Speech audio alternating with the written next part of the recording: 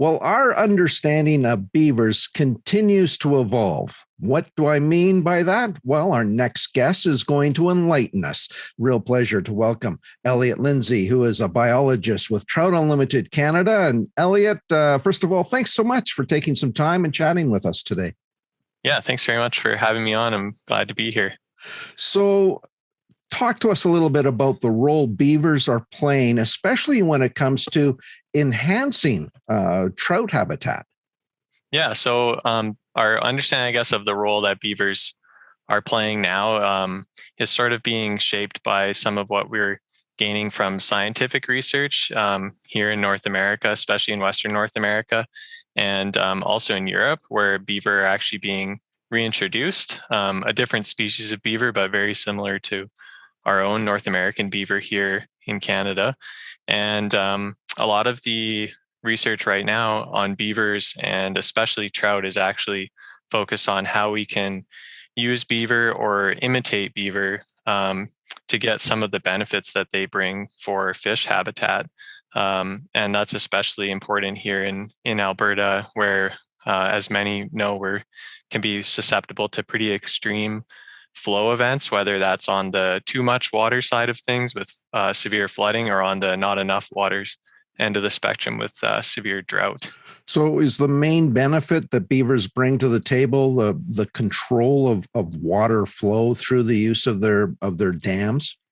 Yeah, I think that's kind of like a good central point, I guess, to focus on is just that's kind of beavers' job, right? They want to maintain as much water as they can because for them, water is a shield, it's defense. So predators aren't too keen to wade through a big deep beaver pond, and they're, I don't know if you've ever seen a beaver walk, but they're not very graceful.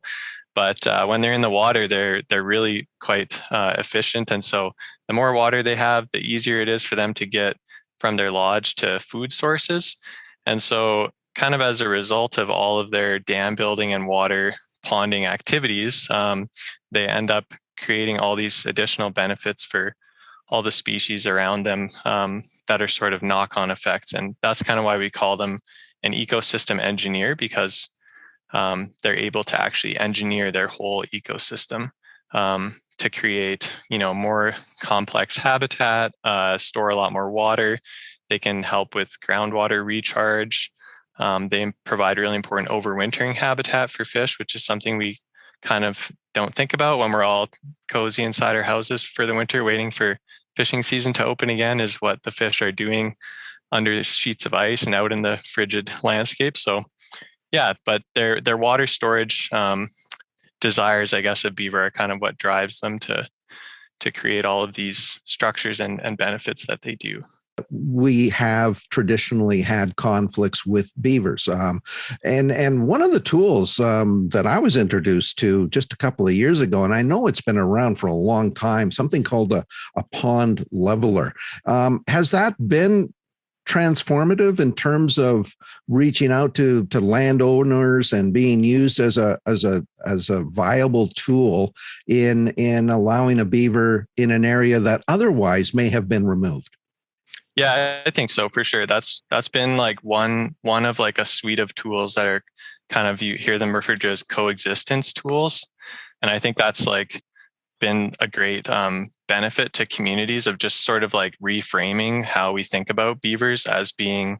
It just gives you an option so that the only option isn't just to like get rid of the beavers, because now we of course recognize that beavers can have a lot of benefit, but also it's true that in a lot of places they also cause a lot of work needing to be done by damming culverts and flooding roads and things like that. So that is like a real a conflict situation. So in the past, I think we would have just said, oh well, these beavers are not really adding any benefit, and they're creating a real public works nightmare or costs or safety issues. And so that gives a good tool to leave the beavers and kind of have your cake and eat it too, like get the benefits of leaving the beavers on the landscape, but also addressing some of the problems that they can cause when we put infrastructure kind of in the path of beavers and water. So in in the work that you've done, the research and the just your greater understanding of all of this, Elliot, is there a sense that, okay, we've got an issue with a beaver, and it's understanding what potentially the benefits of allowing that beaver to stay there versus the potential downside of it, being removed, that type of thing? Yeah, I think so. Like in the case of a culvert, for example, if you have a municipal road with a small culvert on it and it's in a valley where there's a stream crossing, if a beaver is routinely damming it up, then maybe there's like some coexistence tools, like you mentioned, like a beaver deceiver, they're called, the pipe that provides water flow, or there's some other techniques that you might be able to encourage the beaver to build a dam elsewhere. And ultimately, it's just kind of like a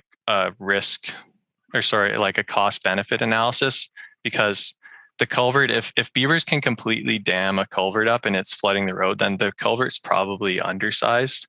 But also recognizing that municipalities and others maintain, hundreds and hundreds of kilometers of road network, and these are not cheap to replace. So just kind of having like a pragmatic middle ground solution where we can recognize that, like, yeah, maybe the culvert isn't as big as it should be, but also we don't have, hundreds of thousands of dollars. Let's use a cheap, effective solution to address some of our human concerns, but while also recognizing the ecological benefit that the beavers are bringing.